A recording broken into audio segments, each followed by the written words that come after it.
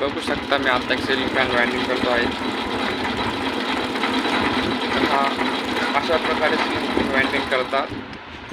आणि हा जो तार आहे, हा तार आपल्याला याच्यामधून असा येऊन इथं जातो. तो परत इथं येऊन ह्या पेपरमधून निसटून तो आपल्या एक स्लॉट असतो, त्या स्लॉटमध्ये जाऊन जातो तो. तर आता हा 12+12 आपला 11 mm चा सिलिंग फॅन आहे.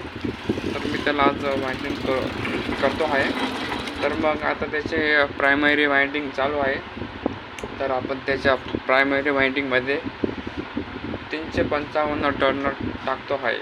बघू शकतो मी एक टर्न आपला अँटी क्लॉकवाईज म्हणजे घड्याळाच्या काट्याच्या विरुद्ध दिशेने फिरतो आहे तो आता.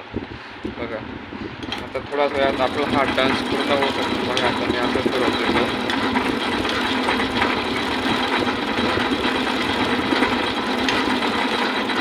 तार त्याच्यात ॲटोमॅटिकमध्ये जातो येतो तार आणि इकडे टर्न्स काउंटिंग चालू आहे.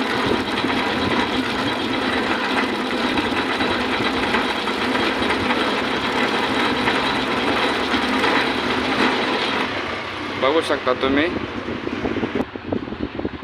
बघू शकता आपला आता 355 टर्न पूर्ण झाला आहे. तर नंतर आपण हा फॅन असा बाहेर काढायचा असतो. त्याच्यानंतर हा तार आपण जर खाली केला तर आपले जे पुढचे टर्न्स असतात तर चांगले व्यवस्थित बसतात. तुम्ही बघू शकता जर आपला हा फॅन जर 11 mm चा जर असेल तर आपण त्याला 12, 13, 14, 15 म्हणजे 15 mm चा आपण पेपर कापू शकतो, जेणेकरून 2 mm बाहेर आणि 2 mm इकडे येऊ शकतो.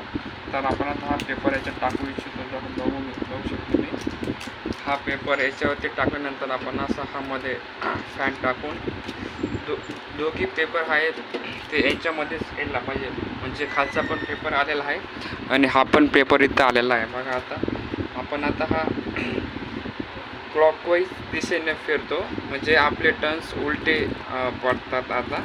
आणि पहिले आपण अँटी क्लॉकवाईजपासून सुरुवात करतो. बघा तुम्ही आता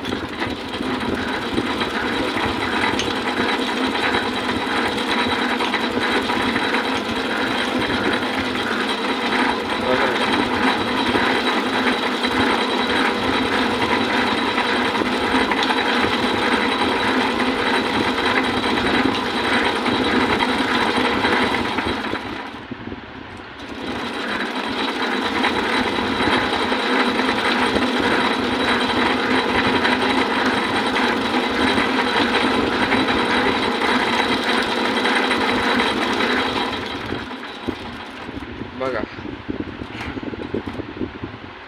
आपले 355 टर्न आता पूर्ण झालं आहे. आपण तरी अजून एक कॉईलमध्ये टाकून टाकू आता.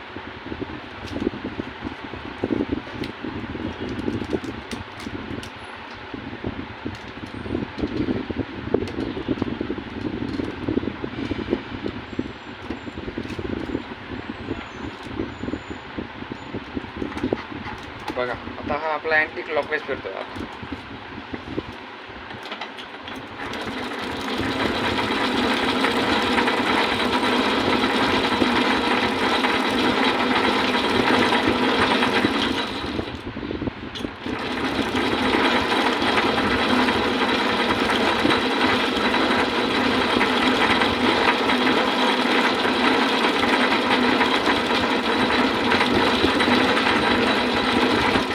हे जे मशीन आहे हे मी हाताने फिरवतो आहे. तुम्ही बघू शकता इथं आपल्या आता हे आहे.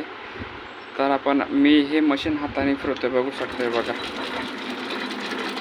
इकडं टर्न्स टाकता आहेत, इकडं मी हाताने फिरवतो आहे आणि इथं आपले टर्न्स काउंटिंग होत आहे. बघू शकता बघा 275 टर्न झाले. आता आपल्याला 355 टन याच्यामध्ये टाकायचे आहेत. तर आपण बघू शकता आता 355 टन होत आले आहे.